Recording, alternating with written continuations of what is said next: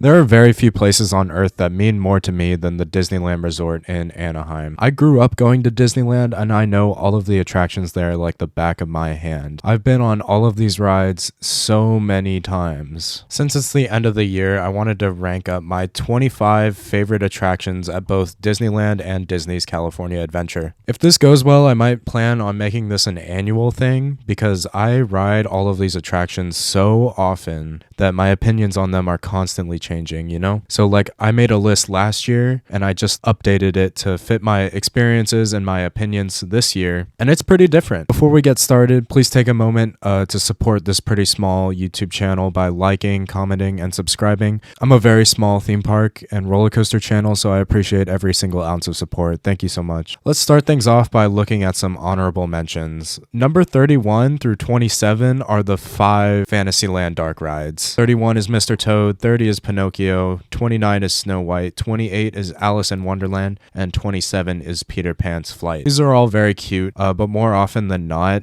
they get a really long line, and because they're pretty old, they have really poor capacity. So it's hard to get on one of these rides without waiting like 30 minutes or so. And in my opinion, it's really not worth it. So you're rarely going to find me in one of these lines, especially the one for Peter Pan's Flight. And then the other major honorable mention is number 26, Pixar Pal Around. This is really fun. It's a very awesome Ferris wheel. It's probably the best Ferris wheel I've ever ridden. The moving gondolas provide so much kinetic energy to Pixar Pier, and they're just a fun ride experience. And it's really cool that you can choose your own adventure between a swinging gondola and a stationary gondola if you want a more traditional Ferris wheel experience. Also, for my roller coaster fans watching this video, I have a question for you. Like, this is a coaster wheel, right? And if each swinging gondola is on a track and it swings as a result of gravity, is it not a roller coaster? And if it is a roller coaster, would it count as one roller coaster, or does each individual track count as a roller coaster? Like, is this ride 12 different roller coasters on a Ferris wheel? Anyway,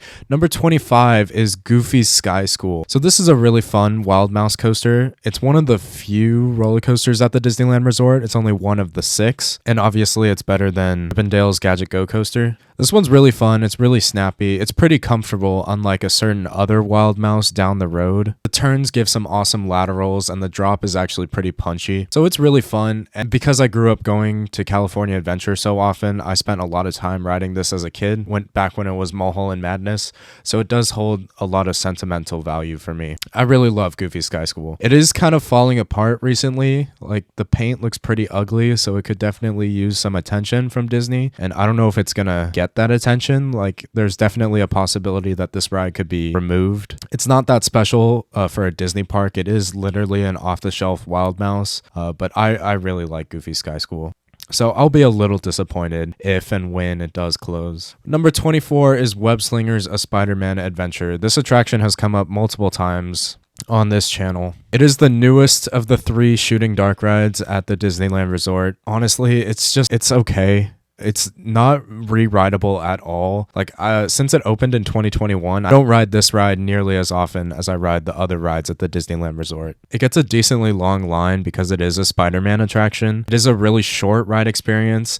In my opinion, shooting dark rides are a lot less engaging than like typical dark rides that have like a substantive story, you know? Like, the pre-show is kind of cringy. The threat feels pretty non-existent, and the shooting mechanic itself can actually be pretty tiring. So it just leaves me, when I get off of this attraction, I just don't really have a desire to get back in line. Like, I'm pretty sure I only rode it once in 2024. So it's really just not the best. There's another shooting dark ride at this resort that is way better that we're going to talk about later. Moving on to number 23 is Ariel's Undersea Adventure, also at California Adventure. It is a pretty stupid name, just like Web Slingers. But this is a cute dark ride. It depicts the story of The Little Mermaid. So it is a retelling of the movie, which typically isn't the best. I usually prefer dark rides that have their own story. But this one's still really cute. It has some fun set pieces. It's definitely very abridged. It's a pretty summarized version of the story of The Little Mermaid. Like, if you break it down scene by scene, it starts with Ariel wanting more. Sebastian tells her, why do you want more? You have everything you need here. And then we go into Ursula's lair and she's like, I can give you more. And then the next scene that we see is her on the boat with with Prince Eric. Scene after that, they kiss, and there's just a shadow of Ursula like cursing them from a distance, and then she's married. So that's a very bare bones storyline if you just break it down scene by scene. But obviously, hearing the music reminds you of the feelings that you felt when watching the original movie. So it is a good ride, but it's not great. Speaking of, number 22 is The Many Adventures of Winnie the Pooh. Very similar to Ariel's Undersea Adventure. This is a pretty cute dark ride that is also really shortened and summarized. Like, it's kind of crazy, but that kind of adds to the charm of it because it's just like a normal day in the 100-acre woods, and then Winnie the Pooh falls asleep, and then you're in some child's nightmare, and then you wake up and it's Pooh Bear's birthday, you know? So it's really funny. It's really cool. I think it's charming. I enjoy Winnie the Pooh, but I don't ride it that often. Number 21 is one of the original attractions at Disneyland. It is Jungle Cruise. I'm not the biggest Jungle Cruise fan. Obviously, for this attraction, the skipper plays a really big role in your experience. And I feel like more often than not, they usually stick to a pretty similar script. And, you know, you hear those jokes like 2 or 3 times, and you don't really feel the need to get back in line to hear the same jokes again. Occasionally, you'll get like a really good skipper that'll go off script a little bit and throw their own little flair onto the ride experience. That's very rare from my experience. Some of these animatronics aren't in the best condition. They are exposed to the elements, and they run 365 days a year. But I do love some Jungle Cruise night rides. That's when this ride can really thrive in terms of a visual perspective. Number 20, we're going to Small World. Now, you might hate this ride. You might love it. I think I lean more towards the loving side. Like, I don't find the song to be as insufferable as a lot of people do. I'm really nostalgic for this ride because I rode it all the time as a kid. It's really cute, and I have to give a shout out to Small World Holiday, which has those awesome Christmas decorations. The facade is very, very impressive, and during holiday, they deck that thing out with Christmas lights, and it looks really, really pretty. It's a very wholesome attraction, and it's one of those Disney classics. Number 19 might be a really big surprise to a few of you. It is Radiator Springs Racers, which is by far the most overrated attraction at the Disneyland Resort. Holy cow. This attraction gets a huge wait time, in my opinion, really is not deserved. There's a bunch of problems that I have with this attraction, and I actually made a full review video about it. So if you want to hear more, definitely check that out. But to summarize, I don't think this ride is very re-rideable at all. I don't like the 3 across seating. I think the storyline is pretty cluttered. I'm also not a fan of how the capacity for this attraction takes priority over guest experience. Like, the biggest example of this is when you're stopped by the sheriff, you can see Mater talking to the car in front of you, which you're not supposed to see Mater until after the sheriff calls for him, you know? It feels like it goes out of its way to retell the story of the movie, even though the story of the ride is that we're at Radiator Springs for an organized race. So it's just cluttered, it's messy, it's not my thing at all. Racing is kind of a gimmick in my opinion, but I know it's really popular for a lot of people. But once again, I would definitely recommend that you check out that video that I made, a more detailed explanation of my opinion. Moving on to number 18, it is Grizzly River Run. This ride is just pure fun. It's kind of like Russian roulette sometimes. Like, I love to ride this ride on a winter night, and it's just absolutely empty. And you can meet some really nice people. I've had some great conversations riding Grizzly River Run at night. It's just kind of a vibe. So I would recommend that you do that at some point in your lifetime. It's really, really fun. But obviously this ride thrives during those summer days when it's really hot out. It's a really, really fun attraction. It's awesome to do with friends and family, people who you're close with, so you don't know who's gonna get wet. I also feel like the scenery is really pretty. A lot of people just overlook this ride, but it's pure fun. I love Grizzly River Run, and yeah, my hot take is that I'd prefer Grizzly River Run over Radiator Springs Racers. Moving on to number 17 is Toy Story Midway Mania. This is the other shooter that we're going to talk about in this video, and it is way, way better than Spider-Man. Toy Story Midway Mania is probably the best shooting dark ride that I've ever experienced. There's just an energy that Midway Mania has that's really exciting. It feels really long. It's not as exhausting as Spider-Man is, despite the added duration. Like, there's so many screens with some iconic characters. Like, I absolutely love Toy Story, and of course that means I love Midway Mania. It's really, really fun, but unfortunately it does get a really, really long wait time. It's definitely one of the most popular attractions at California Adventure, and as I stated earlier, shooting dark rides aren't my favorite thing, so I don't ride Midway Mania as often as I would want to because of that wait time. You know, it also has some pretty poor capacity, so that's another element. But moving on to number 16 is an attraction, not really a ride. And technically it shouldn't even be on this list because it didn't operate in 2024. It is World of Color. So I absolutely love the original World of Color show. It is breathtaking. Although the scenes fit together really, really well. It tells a great story that's actually emotional. It's a tearjerker, the original World of Color show. But for whatever reason, last summer Disney premiered World of Color 1 for the Disney 100 celebration. The original World of Color did not come back in 2024, which is really frustrating to me, because I had no appetite to watch World of Color 1 again because I'm not a fan of that show at all. I think it's pretty bad. I mean, it does have a catchy theme song, but pretty much every Disney nighttime spectacular has a really catchy theme song, so it's not getting that much credit from me.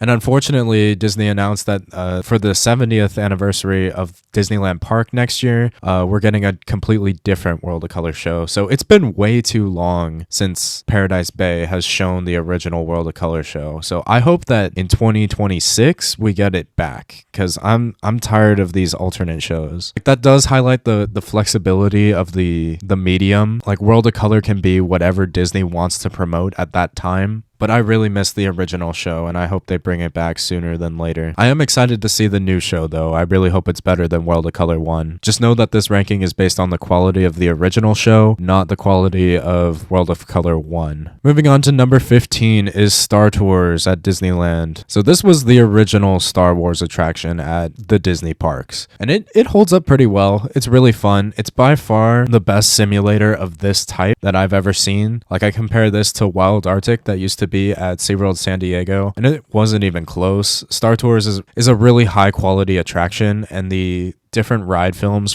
give you a reason to re-ride this thing. It's really, really fun. I really want to be the Rebel Spy. I still haven't done that, which is a little sad. I'd like to be the Rebel Spy. When Galaxy's Edge first opened, I assumed that this was going to be the next major Disney attraction to close, but it's been years and it's still here. So, and they're also still adding new ride films. So it doesn't seem like Star Tours is in any danger, despite what I assumed in 2019. So that's just really interesting. It does feel a little messy that this is a Star Wars ride that is not in the Star Wars land for Disneyland, but I also understand that this was the original, so it kind of gets a pass. But I'm not sure what Walt Disney Imagineering is planning for Star Tours in the future. The major reason that I bring up all these concerns is because of number 14, which is Millennium Falcon Smuggler's Run, which is basically just a modern version of Star Tours. The fact that it's only one spot ahead of Star Tours is kind of sad, because it's basically the same ride, but obviously it's a much more modern iteration. Like, Disney seemed hell-bent on creating that experience for guests, that you could fly the Millennium Falcon, which I guess is cool on paper, but in practice this ride has a lot of problems, and I feel like this is absolutely an attraction that deserves a full review video. I'm definitely planning on making that someday, but my biggest criticism is that it feels a lot like an arcade game. I also don't like that it only has one ride film. Like, I don't understand why that is. At D23 this past year, they announced that we're getting a Mandalorian ride film, but I don't know if that's going to fully replace the existing ride film or if they're going to run both at the same time. Obviously, I hope that they run both, and I hope that they keep adding more ride films so this could be more like Star Tours, because as of now, it's really not that rewritable. Like, after you work all three jobs, being Falcon, Gunner, and Engineer, there's not really a reason to go back and experience this attraction that often. Like, it's fine. It's pretty mid in my opinion, and it had a lot of potential, but it just did not reach that. When I first rode this attraction in 2019, I went in expecting something on the same plane as Flight of Passage, and it's just nowhere near as good as Flight of Passage. So I've kind of been more sour on this attraction because I love Flight of Passage so much, and I was really disappointed when I found out that this attraction is nowhere near the same quality as Flight of Passage. But moving on, at number 13 we have Incredible Incredicoaster. So I have a lot of different thoughts on this roller coaster. This is absolutely one of those rides that got me into roller coasters, and if you couldn't tell from my channel, I really love roller coasters, dude. I've been on over 250 of them at the time of this recording, and this was one of the first major stepping stones. This was the first inversion I ever experienced. So I really hate the Incredicoaster theme. I really dug into that with my Pixar peer review video. I tore it to shreds. It's one of the most popular videos on my channel, so I'd recommend checking it out if you haven't already. But in terms of a roller coaster, it's really fun. It's definitely the most thrilling out of the roller coasters at the Disneyland Resort, but it's not my favorite, partially because of the chromie theming that Disney put onto it, but it is a little shaky. The layout isn't the best. It's a lot of turning and there's not really airtime, and I love airtime, but it is a Disney coaster, so you know, it's fine. But the biggest problem in terms of a roller coaster layout is the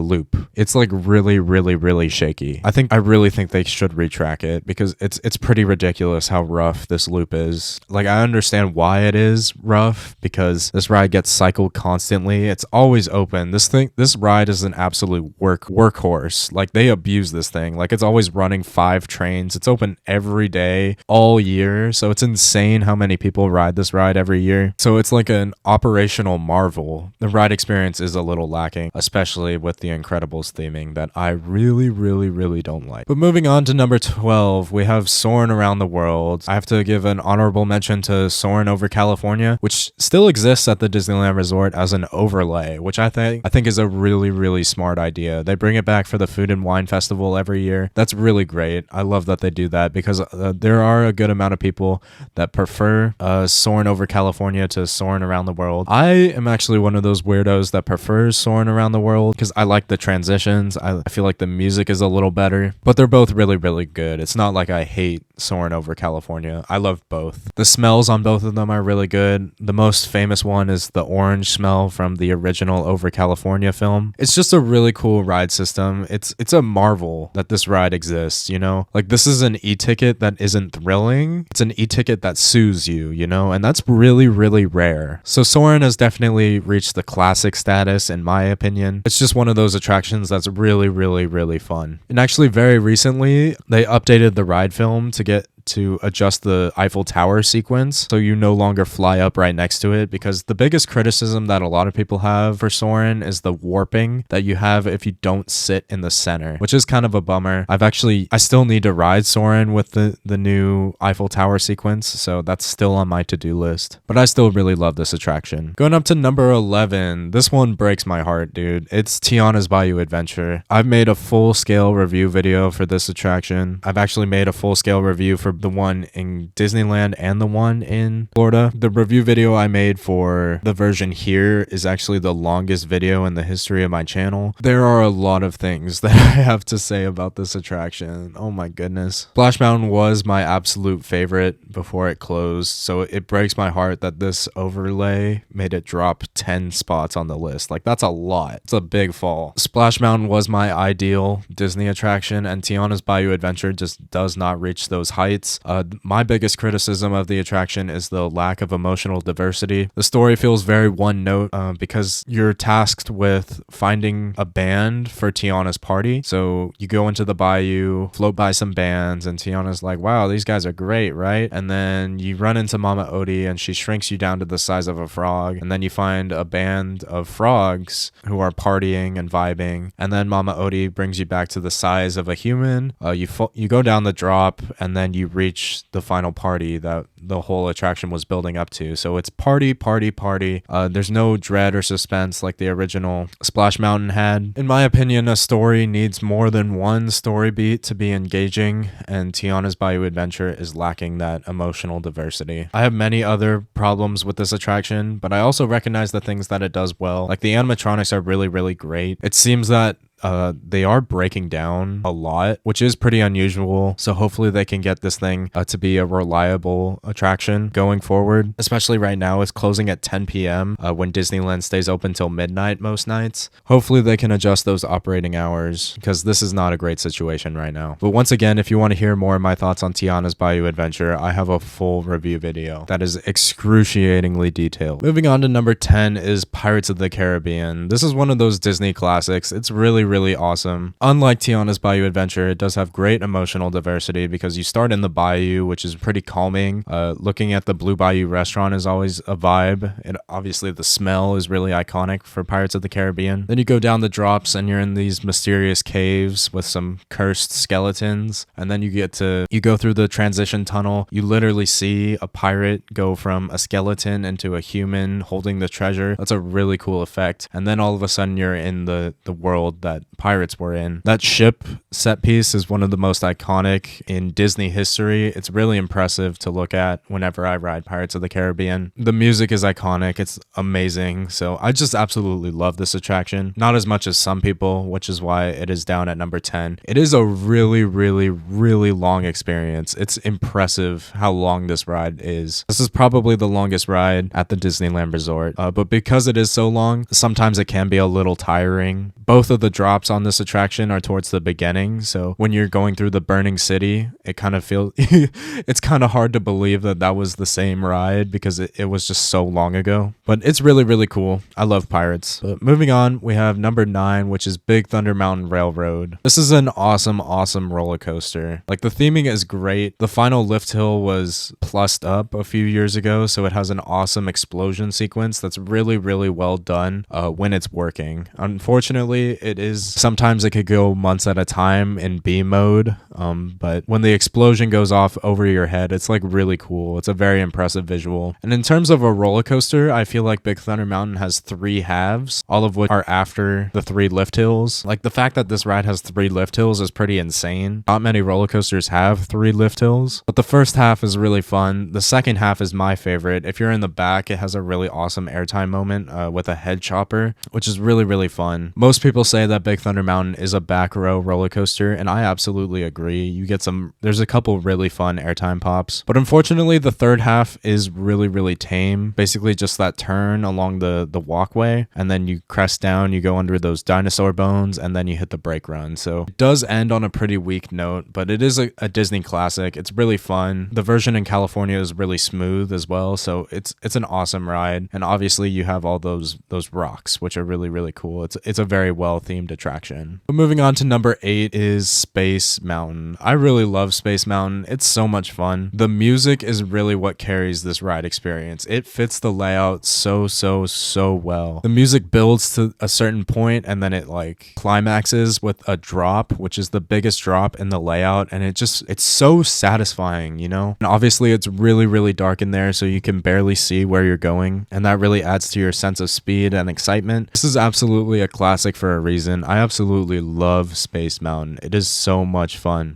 For this version in particular, the laterals are definitely its strong suit in terms of being a roller coaster. If you're in the very back row, the big drop that I mentioned earlier might be a light airtime moment. It's not the biggest drop in the world. The version in Florida definitely has bigger drops, but it's still really fun. The way that the music builds, it's just a euphoric experience, you know? The music really carries and elevates this experience, in my opinion. Space Mountain is absolutely incredible. Moving on to number 7, we have Indiana Jones Adventure. Holy cow, this thing is incredible. It's so cool. It's unbelievable how many effects are in this attraction. Like, the ride vehicle itself is just so interesting, and then you throw in all of the set design that it has, the storyline that it has, and it's just really fun. It's an unbelievable experience. My favorite part is always the boulder at the end, and unfortunately it's always broken. It's always broken. It really annoys me. It's supposed to back you up, but it's an illusion because the ride vehicle doesn't move backwards. It's actually the walls that move backwards. And that's a really cool effect, and it never works anymore, which is really disappointing. Also, they added some projection sequences to this attraction like last year, and in my opinion, they're pretty bad. I'm not a fan of them. You can clearly see where the projector is, and they don't add much to the story in my opinion, so it just kind of feels like a waste. I don't really like how it was handled, but that doesn't really take away from this ride experience. It's an absolutely incredible attraction. It's the full package. There's not much more that you can ask from a Disney attraction. I used to say that the perfect Disney attraction blends thrills and theming very, very well. It's hard to think of a ride that blends thrills and theming better than Indiana Jones Adventure. It's an absolutely incredible attraction. But moving on to number 6 is Mickey and Minnie's Runaway Railway, which is one of the newest attractions at Disneyland Park. This thing is absolutely incredible. It's so fun. It's really, really cute. I love the pre-show for this ride where you walk into the screen. The music is so catchy. It's a really heartwarming ride, and it's pretty chaotic. Like, you literally derail and then you go on a trackless adventure. One of the earliest videos on this channel was dedicated to my love for this ride, so it's absolutely amazing. I love Runaway Railway. It really captured that cartoony energy very, very, very well. It's very unique. It's unlike anything else at the park, and it's just a world-class dark ride. I absolutely love Mickey and Minnie's Runaway Railway. The picnic scene at the end always warms my heart. It's very wholesome. Sometimes it brings a tear to my eye because it's just so heartwarming, you know? So I really love Runaway Railway, and I ride it pretty often. But moving on to number 5, similar to World of Color, this is not a ride. It is an attraction, and it's one of my favorite things ever. It is Fantasmic. I can't even put into words how much I love Fantasmic. It's wild, dude. I love Fantasmic so much. I haven't made like a full-scale review of Fantasmic. I've been planning to do it for a while, but I haven't gotten around to it yet. I made a few smaller videos talking about the changes that they made. Obviously, the dragon burned down in 2023, which was really, really sad. The version that they've been running in 2024 just has Maleficent on a stick as the big baddie, which is pretty disappointing. There is a rumor that they're going to bring the dragon back for the 70th anniversary, so part of me is waiting for that to happen to compare it to what we had and what we have right now before I make that full detailed deep dive into what makes Fantasmic so great. Even without the dragon, I love this show so much. It is Disney magic to me. Like, I love Fantasmic. The music, hook it to my veins. I love the Fantasmic music. Oh my gosh. I'll go through phases where it's like the only thing that plays in my car. Like, I love the Fantasmic music so much. The finale just, I love it, you know? It's just amazing. If you go a while without watching Fantasmic and then you get to see the whole show start to finish, by the time the Mickey appears on top of the cabin and he starts directing those fireworks, it's just like, yes, you know? It's great. I love it. I get that rush of adrenaline. I love Fantasmic. I can't even, it's hard to it's hard to express how much this show means to me in this brief segment. But we're going to move on to number 4. So the next 4 attractions I'm going to talk about are literally my favorites I've ever ridden. Like, these 4 rides mean so much to me that literally any of them could be number 1. I could make a case for all of them as my favorite. Like, next year, these 4 will probably be in a different order because they're really that close. But at number 4, I would say is the best attraction at Disneyland. It is Rise of the Resistance. This ride is insane. It has everything. It's got 3 pre-shows. That's wild. And one of the pre-shows is basically Star Tours, which is another ride on this list. That's insane. Obviously, the cast members are a really big part of what makes this ride work so well, because the First Order cast members are in character, and it's just incredible. It's unlike anything. And the ride system itself is so innovative. It's a trackless ride, but you go up an elevator, and then they put you in a drop tower, and then that drop tower is a simulator, and that's like the big finale for Rise of the Resistance. That's incredible. That's insane. I can't believe they did this. I can't believe this ride exists. It's incredible. It's an absolutely breathtaking ride. I absolutely love Rise of the Resistance. And just like a few other attractions on this list, it absolutely deserves its own video. And it's gonna get it one day. Just give me some time. But moving on to number 3 is Guardians of the Galaxy Mission Breakout. This is by far my favorite attraction at California Adventure. Like, it's not even close. I love Mission Breakout so much. I would make the argument that this is the most thrilling attraction at the Disneyland Resort. You get so much airtime and it's so fun. You go flying out of your seat. This obviously has way more drops than Tower of Terror ever did, so you're constantly just going up and down and up and down and up and down. You get pauses in the drops to take a look at the action that the Guardians of the Galaxy are dealing with. And it's just it's such a creative story too. I can't believe that they made a Guardians of the Galaxy re-theme of Tower of Terror work so well. It's unbelievable. And I have to give a shout out to Guardians of the Galaxy Monsters After Dark. That's an absolutely incredible Halloween overlay. Like, the original Mission Breakout has 6 different songs and 6 different combinations of the show scenes that you can see. And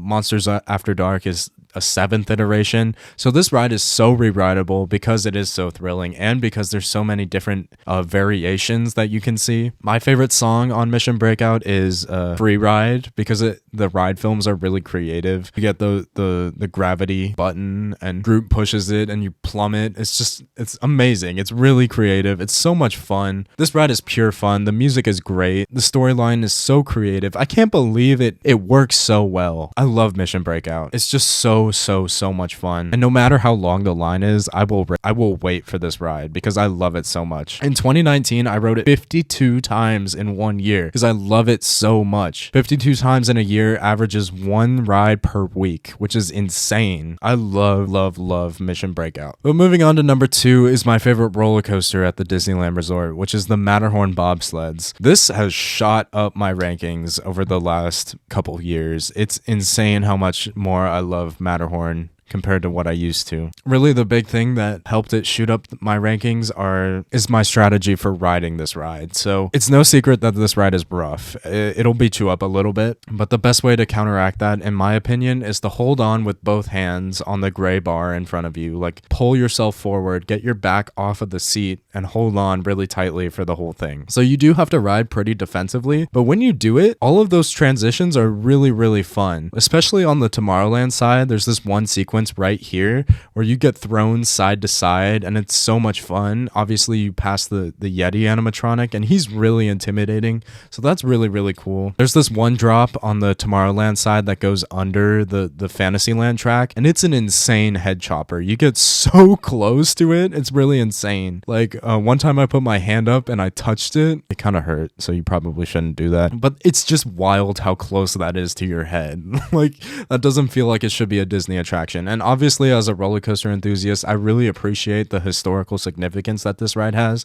because it's the first modern tubular steel roller coaster. That's wild. That's incredible. I love the Matterhorn. I really love the Tomorrowland side, but the Fantasyland side is still really fun. The interactions with the waterfalls are so cool. I love sticking my hand out while breezing past them. It's so much fun. And especially at night, this ride flies. It's so fast. It's insane. There's even a couple pops of airtime through some of those sharp drops on the Tomorrowland side. And if you sit in row 3, the splashdown kind of has an airtime hill inside of it. And you get an airtime pop in the splashdown. And the fact that this ride has a splashdown is so cool. Like, I love splashdowns. I kind of wish it wasn't so secluded because it's out of guest view pretty much, which is a little lame because I could totally sit and watch the splashdown for like hours because it's just such a vibe. I absolutely love Matterhorn. You gotta ride this ride at night. It flies so fast, and my favorite time to ride Matterhorn is during the fireworks. This thing runs during the fireworks and it just adds such a different element to it because obviously you're going fast because the ride hauls at night and you get those impressive visuals where you're like, oh my god, the fireworks are happening. And because this ride is a one across, it's basically inline seating, it does have a single rider line, so it's not impossible to make that happen. Thank God for the single rider line on this attraction. It makes it really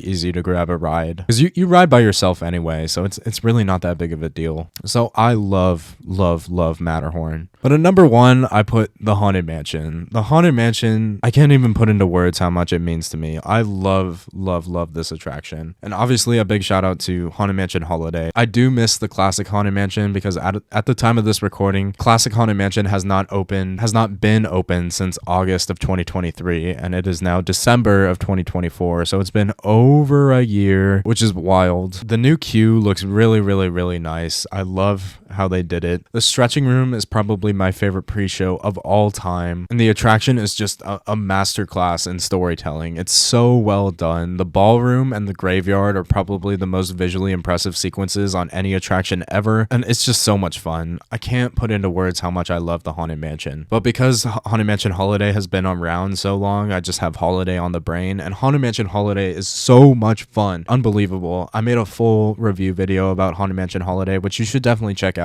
It's probably one of my favorites that I've ever made, and it didn't get the most views, so you should definitely check it out if you haven't already. And those are my top 25 favorite attractions at the Disneyland Resort. Thank you so much for watching. Thank you for listening. Please like, comment, and subscribe, and I will catch you later.